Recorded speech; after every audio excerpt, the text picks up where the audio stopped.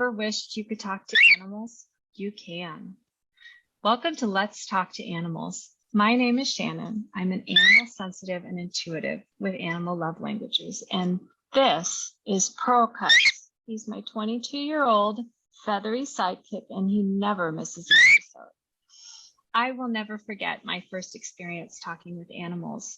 To be honest, my very first thought, other than, oh my God, this is so amazing, was everyone can do this.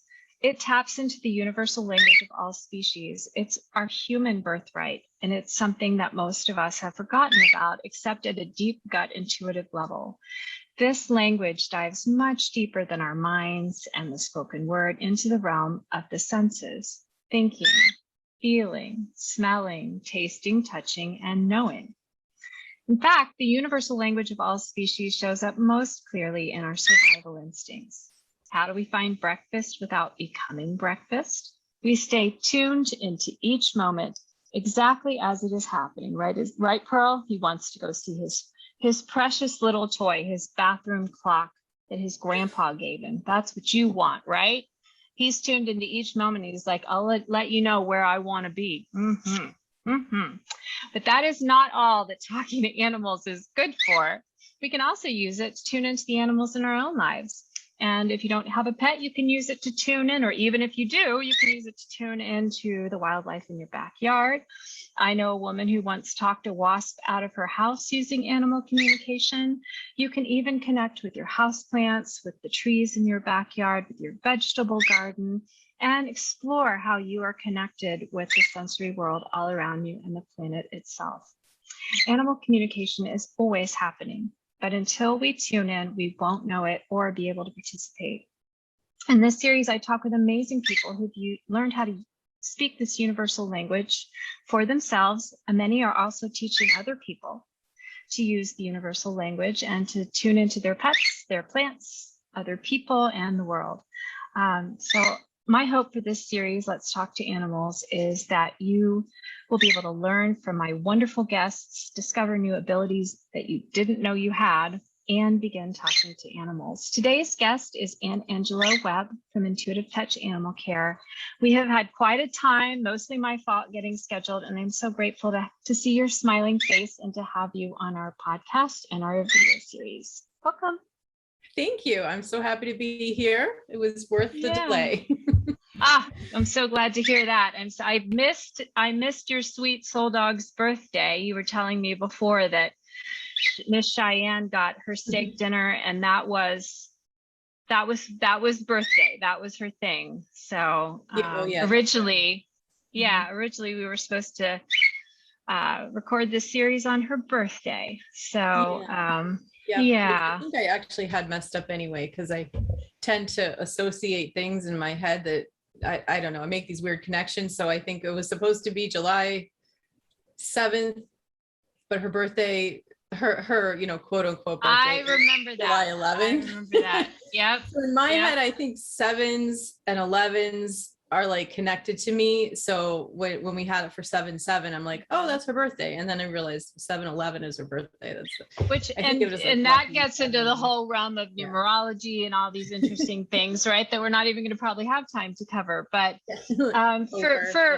exactly. There's so much going, and there's so much about these deeper levels of connections where it's like we don't always know, maybe we don't always have to know, but like I've always loved the number 2. It's my favorite number, and things always happen to me in 3s, and I could go down that rabbit hole and just stay there, you know. And so that's a whole nother guest. Right, pulling ourselves out and kind of going, okay, let's, what's the bigger goal? So because our listeners and our watchers today, our viewers, are interested in animal communication, we hope either that or YouTube just suggested this video to you and you have no idea why and you got sucked in. But we are going to talk about talking to animals. And the first question that I would love to ask you, Anne, is when did you first know that talking to animals was even a thing, that it was even possible? Yeah. Okay. So when I realized it was a thing and it had a name, I was invited to go to a class in animal communication. My mother was actually going to it. She was invited by someone. Yeah, she has been a volunteer for like since I was 15 years old, and with the SPCA. So she met someone there, and that person was going, and it was with Amelia Kincaid, who's a, she's teaching for a while. She's like written a couple books. She gets into the physics of things too with an astronaut. So that's an interesting book she has. But when I said, well, what's that? And my mother said what it was just like, oh, I do that already. And it was just like, oh, I do that. Like, but it was just so interesting how it like I'd never thought about it. And when I began to think about it, and when I went to the class and she had us think about it, like, when did you because that's what you do as a teacher. Part of initially is trying to help people at the beginning is remember when you've done this before. Because I think you put it very well in your introduction, that we're all able to do it. It's just, kind of like gets buried, or we get closed off to it, whatever, society and all that. So I have been doing it since I was little, and I have recollections of it going back to my cat Dolly, probably also animals in the neighborhood. And I think maybe they were before Dolly, because dogs used to run wild. They did. You're right. Like neighborhood dogs. Mm-hmm. That's so true. Yeah. Like we'd even bring them in our house, like someone's dog. They come in. Mm-hmm. We fed your dog lunch today. Hope you don't mind. I know my mom has lots of stories growing up in Massachusetts about everybody. I mean, they were kind of everyone's dog, right? Yeah. They would just be wandering around, and you'd like play with them. You pretend they were yours. You'd, bring them in, hang out with them. Mm-hmm. It was so weird. Like thinking back now, it's so different. I know. But so I think I have some recollection of that. But Dolly was my first pet, and she was a cat, and I remember it now with her, and I remembered it then with her. So that's kind of how that's where it kicked off. Early adulthood, I would say. That's so cool. Like mid. I mean, you're late 20s, mid 20s, late 20s, somewhere there. That's really neat that your mom was intrigued as well. It's when I think back on all the years that I sat through, sometimes slept through my English classes, learning everything about the language that I was supposed to learn because I would need it to communicate with other beings of my species. There's this whole other language that I think the reason most people don't know that they can talk to animals, to and I should say other animals, because technically Homo sapiens, we're in the taxonomy too. We belong. We're not left out. And we just don't get any instruction. There are no classes. Nobody teaches us. Nobody explains to us why it's important versus, if you're an animal that's out in the greater food chain of life, if you stop speaking this language, if you get hung up in the memories of the past, or you start projecting into the future, you're going to be lunch. Like, somebody else is going to, and you won't see them. So it's like we stopped once we kind of opted out of the food chain of life, so to speak. This language no longer felt relevant enough to instruct. And so, but I just feel like there's this huge resurgence of interest. And I'm so excited about it and so happy, because I'm still relatively new in this journey and coming from a background as a professional freelance writer and author, and for that marketing and business. And then I'm like, oh my God, I finally found my people. Yeah, it's a really cool feeling. And I'm waking up. Feeling, yeah. I know, like, and you've had it for far longer than I have. I'm into my 5th decade, just barely, and I'm just now experiencing this, versus you found it in your 20s. And it's like, but it just feels like there are parts of me coming alive that I didn't know were there. I think, I think that's the interesting thing about the journey of animal communication. And probably, animal communication falls into like the umbrella of energy work. I would say, and I think it happens, whatever you're into, it happened to me, because actually I had started with Reiki as I'm thinking about it, going back in time, that I was going to a Reiki group, and then I got invited to this class. And so, and they kind of say that, you know, you start coming to do this and you're going to see like the things are going to open up. You're going to be led to this and that, and your path will open and all this stuff. And in a sense, that's exactly what happened. Exactly what happened. So yeah. So, I think it happens for anyone who goes on any sort of, you know, spiritual or energetic path. And I feel like I was going somewhere with that and I lost my train of thought, but it'll come back to me. I'm sure at some point. I think it's wonderful. I didn't realize that you had started with Reiki. I actually was, speaking of the 20s, or my 20s at least, was Reiki trained to 1 and 2 and was attuned and didn't really understand exactly what I was supposed to do with it. And so I just kind of let it fall.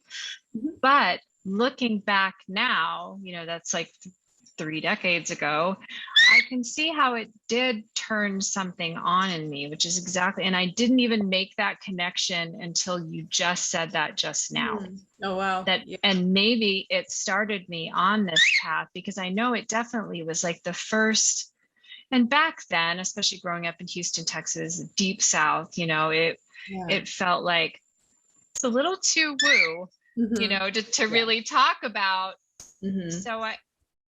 So I kind of kept it close to the vest, but it was like, it was the first thing I had kind of, the gift I'd given myself to kind of start to explore a little bit beyond my mind. And there was something very expansive and kind of wild and exciting about that, which tells you I obviously, you know, didn't get out much when I was in my 20s, but it was like I was going on this inner like wild adventure instead of an outer wild adventure. Yeah. And I think that's kind of what happens for most people who start on any spiritual thing that they're going to really end up following, that you kind of do go into more of an inner journey. It requires a different kind of brave.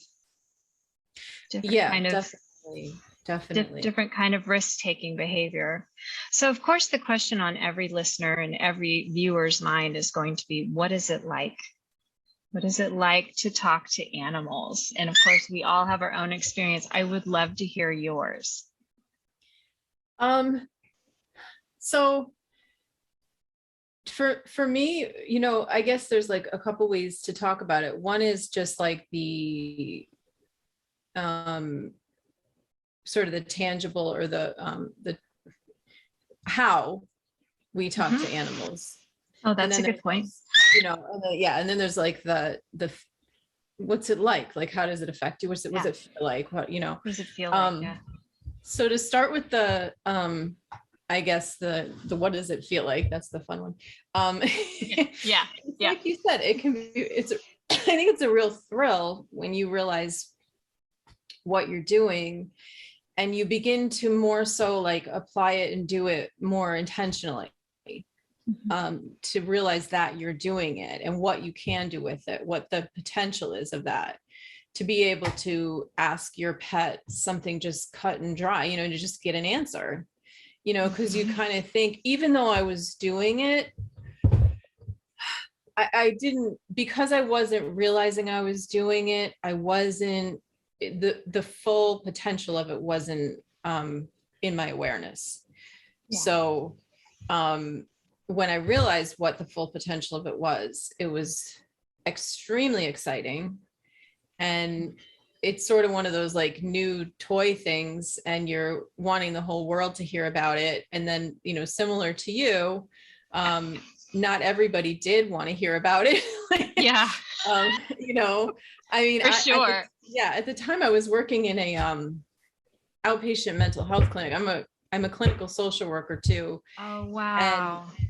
And so some of the people some of the people there were very woo-woo, you know. It was definitely, we were talking about Westchester County, right north of New York City is where I worked in that job. Colorful. So, but there's an interesting thing where you think like that area might be more open to things.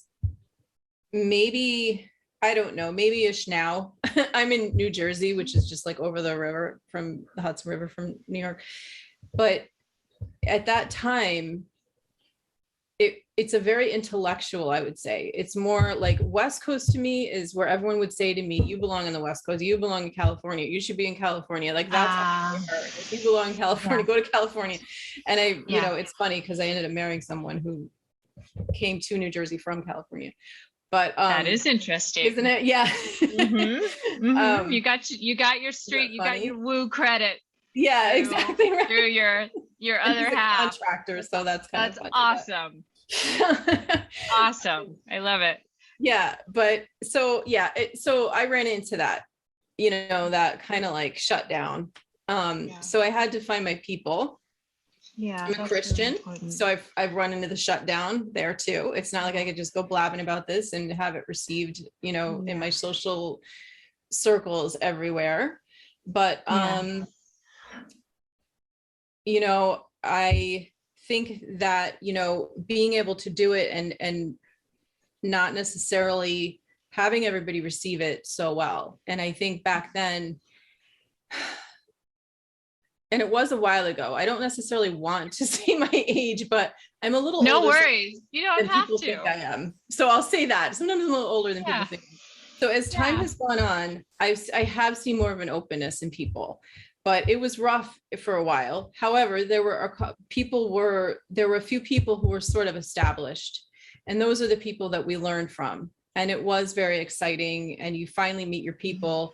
It wasn't the same with the internet. It wasn't as, the connections weren't the same. The Facebook wasn't there. It wasn't, you know, all that. But it is exciting to learn to be able to do it. As time goes on, it can actually sometimes be, there's some parts of it that are hard because there's a responsibility to it. Yeah. There's sometimes an awareness on a certain level that can be tough, like with your pets. I think as your animals age, I think it can be hard sometimes. Sometimes there's like a little protective layer when you're not so in tune, where, you know, like, so being so tuned in can be sometimes rough. But, you know, I wouldn't give it up, but, and then as far as like the tools and all of that and how you do it and what it's like in that regard, you know, so it varies. It's interesting because lately I've had a number of instances where I'm getting more of a hearing, whereas I tend to historically be more of a feeling visual person, and feeling is extremely important. I think you can really miss stuff if you just hear, just see, or, you know, if you miss the feeling, you could miss important things coming from the animal. So I never completely feel like that's gone, but it's just interesting because I find it can change from animal to animal. And sometimes you'll literally feel it in your body, like you'll feel a hurt arm in your arm. You might feel a sensation in your arm, like a burn or something like that. You might smell their food. You might feel tired, listless, sick to your stomach, anything that they might be feeling if they're sick, or if they're feeling good, you might, you know, you feel their energy. And again, you could, like I was saying, you could hear words. It's not like sometimes people might think you're actually hearing a voice outside your head. It isn't like that. It's, to me, like, it's sort of like when you're, you know, how you think your words in your own head, or you're thinking about a conversation, but you can tell the difference. It sort of comes from outside of you, but the words are in your head. So it's different, and you get to know it too. That's part of the practice of animal communication, is determining the difference and making sure you can distinguish.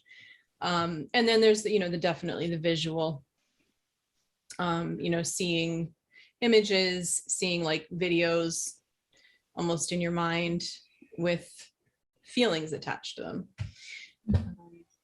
And I think I've got all the senses there. Hearing, smelling, tasting, my tasting. Touching. Yeah. Yeah. Yeah. That can be interesting. That can be interesting. Yeah. Not everything that animals think is tasty, we think is tasty, Exactly. right, Pearl? Yeah, Pearl. So well, I know. We have a really good thing. I've got a little thing of mini bananas, pearl-sized, cocktail-sized bananas here. He likes everything served with a side of crispy, crinkly plastic bag because save the planet, right? Yeah. So he likes the outsides of the banana. I like the insides. That's kind of a perfect match. Oh, but I love the way that, because they really put you on the spot asking you that question. You broke it down so well as far as like the different facets of learning, kind of even noticing what's happening to us is the first step. I mean, after a while, everything you just described, it also happens when we have conversations with our own species. I mean, but in most respects, it's, when we're conversing with other people, we're on the phone and we've got this verbal connection that makes it all feel so seamless.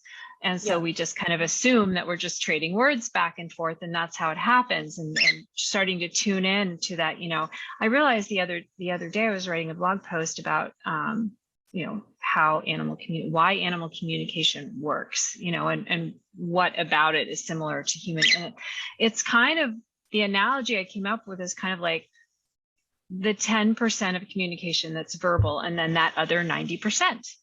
When I was in my college speech classes and I had to stand up in front of people and they talked about, how to hold your body and how to move your hands and why these things are important. It's like the animal communication piece almost feels like the other 90% to me.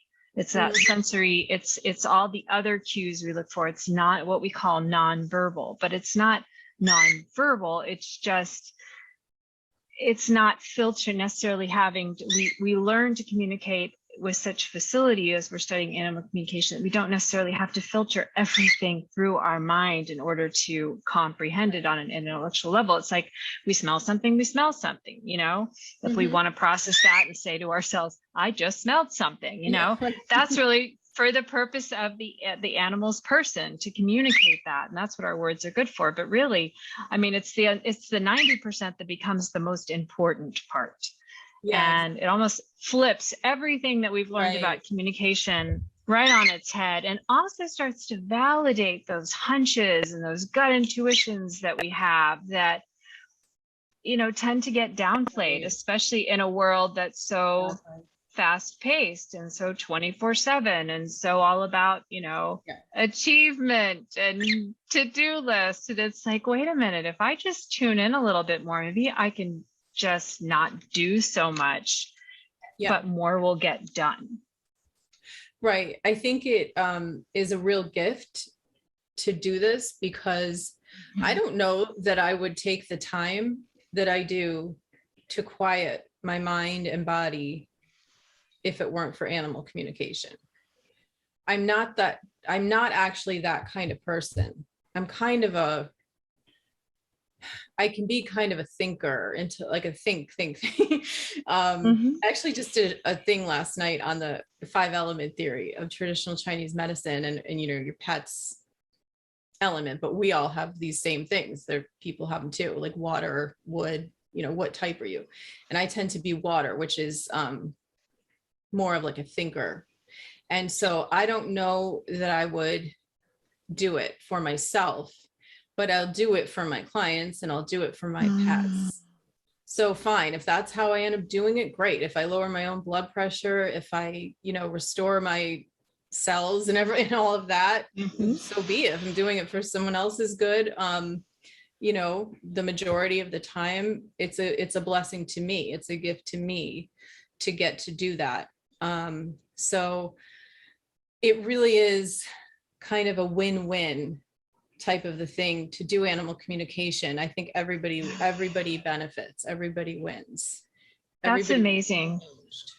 Yeah. Well, I mean, you just like went right into the next question, which was, how has talking to animals changed your life? And I mean, if there was kind of a holy grail of our work in the world, you just described it. you're doing something that benefits someone else, and you're also getting so much benefit. Right. As well. Yeah, exactly. I mean, how many, and you don't have to do this as a job, but how many jobs or how many things do you do in life that everyone feels so good about? Yeah. It really is a fantastic thing to do. I just love it. And I'm so grateful that it is something that came into my life. I feel very blessed to be able to do that. So, and to be able to give animals a voice is just a wonderful thing. I mean, how honored. I'm sure you feel the same way, honored to just give them a voice. I do. And I've always been someone who I've talked on other podcast and video episodes in this series about, I was the person that hired animal communicators. I never, ever in a million zillion years would have ever thought that I would end up becoming one. And yet it was kind of there all along. And I think that really speaks to an important point, which is that not everybody that learns these skills feels a calling to, take it public, so to speak, like you and I mean, that's a calling in and of itself. And there shouldn't be any pressure to feel that, and there is so much pressure in this modern, fast-paced, uber connected world that we live in. It's like, well, if you're doing it, okay, and you're investing the time and the money and the, pain and suffering of opening up and growing and, through some of those blocks that we have that, maybe things we don't even believe is possible, but it is, and we have to kind of push through that. You don't have to have a career goal. In fact, I've met people in my advanced classes who just signed up because they have an animal with a special need, or they want to just be more connected and feel more alive. And you don't have to have a reason other than just your curiosity is leading you there. There's something for you there. And you teach, right? And you have classes. That kind of follows into the next question I had, which is what advice, speaking of someone who might be listening or watching and might want to start this journey, is feeling intrigued, what advice do you have for them? Tell us a little bit about what you do and how someone could get started. I definitely think it's worth checking out different, websites are a great place to start and sort of get a feel for the different the language, read through people's language, look at the photos, use your own gut intuition as to who you resonate with. So people could, someone could go to you or to me and get just as quality an experience, but for whatever reason, I'm a better fit or you're a better fit for that person. Exactly. So that's part of the advice. You might want to read some books like by, Penelope Smith. She was one of the originators of kind of getting animal communication out there in the world. I had the pleasure of doing a little bit of training under her. She's just been around for a very long time, and she has some great materials out there. So, take an intro class. Take a mini one, watch these shows. If you'd like, I have a lot of free resources. They're both on my website and my YouTube channel. A lot of stuff I just cranked out, like a lot of my experiences and my stuff. It's free. You can go there and just watch and see if it's something that you want to begin to invest in. And I will definitely post those resources in the show notes too. Thank you. To make sure, I want to make sure everybody that resonates and wants to find you for sure. Thank you. Yeah, I appreciate that. Of course. And it's just a good way to get a feel for it and see if it's something you want to invest your money in. And then you might, and also see what people offer. Like I tend to now, not just because of COVID, but it definitely was a handy thing to be doing already. I do a lot of distance work. I do a lot of I do both private classes at a distance and I do group classes at a distance. So there's different styles. Some people like to just teach in person. So, look for that too. Know who you are. Are you somebody that you do better learning in person? Are you somebody that likes to just kind of be on their own and learn with somebody individually? Do you like to be with other people? That factors in too. It's nice that there's so many options out there. And practice. If you really feel like this is something that you want to do, try to incorporate it into your life. It is something, it's a muscle that you do have to exercise it. I think it's not so good to let it just atrophy. If you don't use and build upon what you've learned and what you've learned about your own ability to do this, it can kind of fall by the wayside. And you're doing, unfortunately, you're probably doing yourself a disservice to do that. So we don't want to do that. And the animals in your life probably too.